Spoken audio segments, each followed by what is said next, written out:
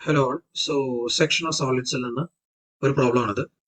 So ഇവിടെ തന്നിരിക്കുന്ന shape എന്ന് പറയുന്നത് ഒരു സ്ക്വയർ പിരമിഡ് ആണ്.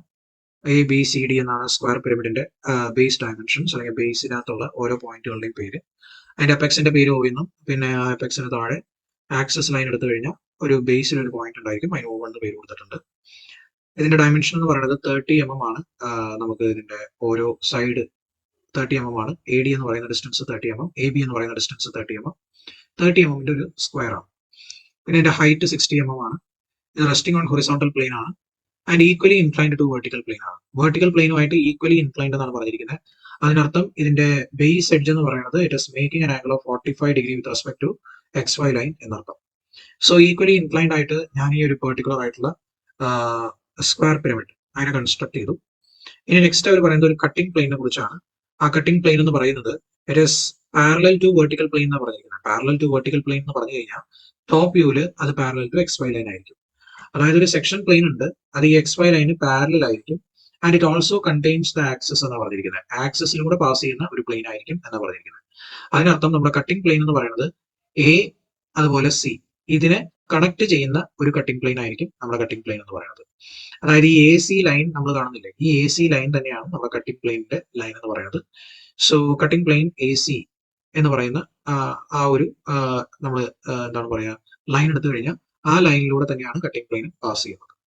ഓക്കെ, നമുക്ക് ഇതിന്റെ ഫ്രണ്ട് വ്യൂ വരയ്ക്കാനായിട്ട് ആദ്യം തന്നെ പ്രൊജക്ഷൻ ലൈൻസ് നമുക്ക് XY ലൈനിലേക്ക് എക്സ്റ്റെൻഡ് ചെയ്യാം. എക്സ്റ്റെൻഡ് ചെയ്തതിന് ശേഷം നമുക്ക് ഹൈറ്റ് കൊടുക്കാം. ഹൈറ്റ് എന്ന് പറയുന്നത് 60 mm ആണെന്ന് ക്വസ്റ്റ്യനിൽ തന്നിട്ടുണ്ട്. സോ ആ ഹൈറ്റും കൂടെ നമുക്ക് അങ്ങോട്ട് കൊടുക്കാം, 60 mm. കൊടുത്തതിന് ശേഷം we can join extreme points ആണ്. പേര് കൊടുക്കാം A', B', C', D'. അതിൽ D എന്ന് പറയുന്നത് ബാക്കിലത്തെ പോയിന്റ് ആണ്, അതുകൊണ്ട് തന്നെ അതിനെ നമുക്ക് ബ്രാക്കറ്റിലിടാം. ഓക്കെ, അതിനുശേഷം ഞാൻ O', മാർക്ക് ചെയ്തു ആക്സസ് പോയിന്റ്.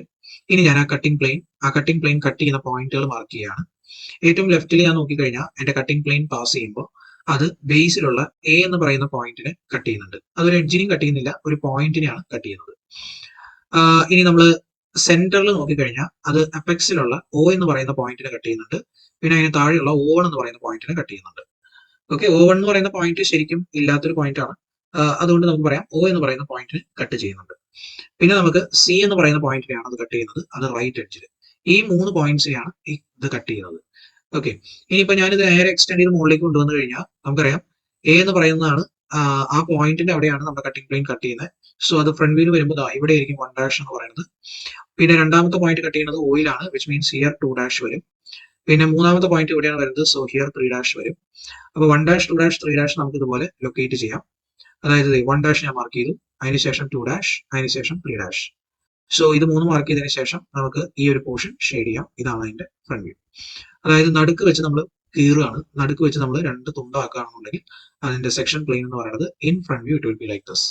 ടോപ്പിൽ നോക്കുകയാണെങ്കിൽ ഇതായിരിക്കും. ഈ ഒരു പെർട്ടിക്കുലർ പോർഷൻ എന്ന് പറയുന്നത് നമ്മൾ കട്ട് ചെയ്തെടുക്കുകയാണ് ഈ സെന്ററിലൂടെ ഒരു സെക്ഷൻ പ്ലെയിൻ ഉപയോഗിച്ച്. ഓക്കെ, സോ ഇതിനെ 3 ഡയമെൻഷനിൽ ഞാനൊന്ന് വിഷ്വലൈസ് ചെയ്യാം, അത് നിങ്ങൾക്കൊന്ന് ഒബ്സർവ് ചെയ്യാം. സോ ഇതാണ് നിങ്ങൾ ഫ്രണ്ട് വ്യൂ ആയിട്ടും ടോപ്പ് വ്യൂ ആയിട്ട് വരയ്ക്കേണ്ടത്. ഇനി 3 ഡയമെൻഷനൽ ആയിട്ടുള്ള ആ ഒരു പെർട്ടിക്കുലർ ഷേപ്പും കാണിക്കാം.